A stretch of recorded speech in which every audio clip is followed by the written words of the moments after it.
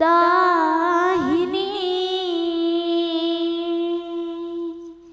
सन्मुख रहे गणेश। पांच देव मिल रक्षा करे, ब्रह्मा विष्णु महेश। ब्रह्मा विष्णु महेश। प्रेम से बोल दुर्गा मैया की जय, बोल काली मैया की जय, बोल माता रानी की जय। हो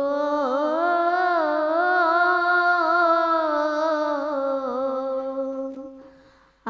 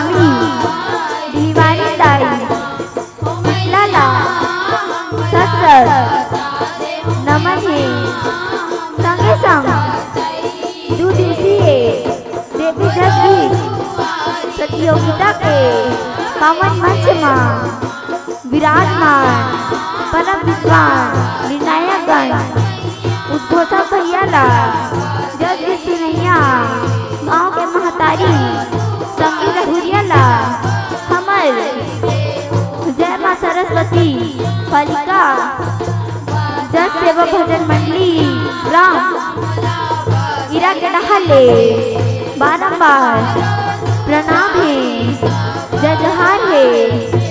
संगवारी हो महतारी हो माँ जेकर महिमा अगम अपार है जेकर महिमा के पार वेद पुराण कोनो नहीं पा सकिस्ता हमन नान्हे नान्हे लइका हरण आज ये पावन मंच के माध्यम से आप सबों के बीच महतारी के मैया जग के माध्यम से सुनाए पर जावत हन जेकर रचनाकार परम श्रद्धे दयालु राम गुरु प्रसाद और हमारी ये रचना शक्ति उपासना के रचना है।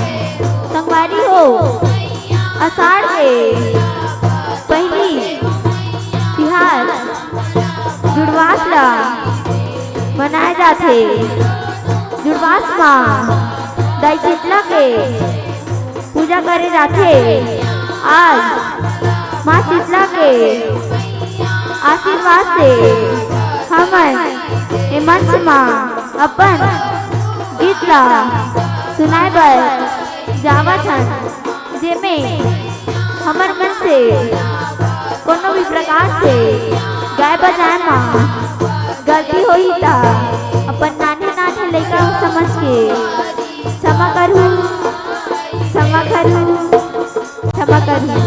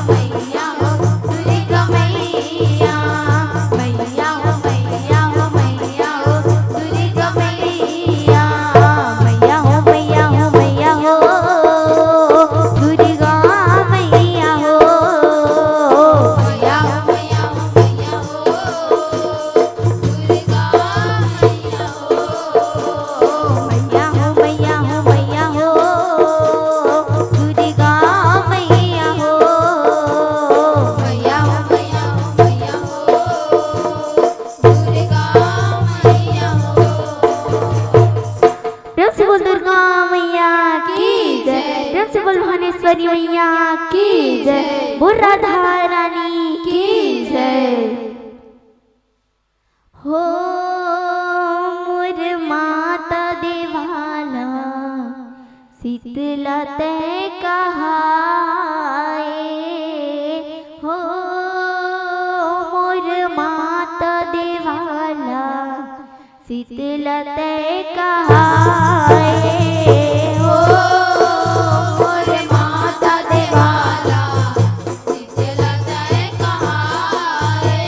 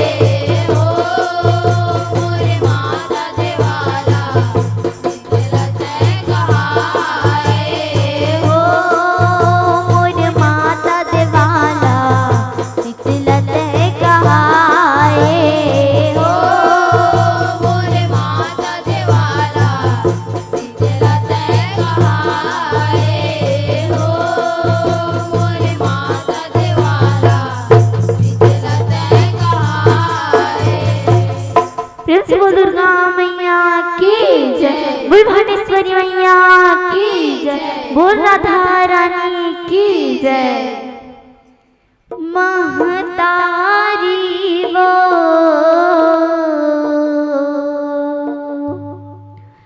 माया भारी वो ममता बरसाए माया डार के। महतारी वो माया भारी वो ममता बरसाए माया डार के।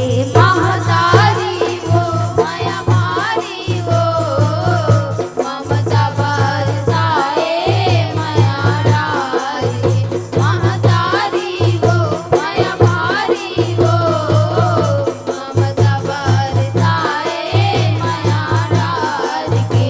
महतारी वो माया भारी वो ममता बरसाए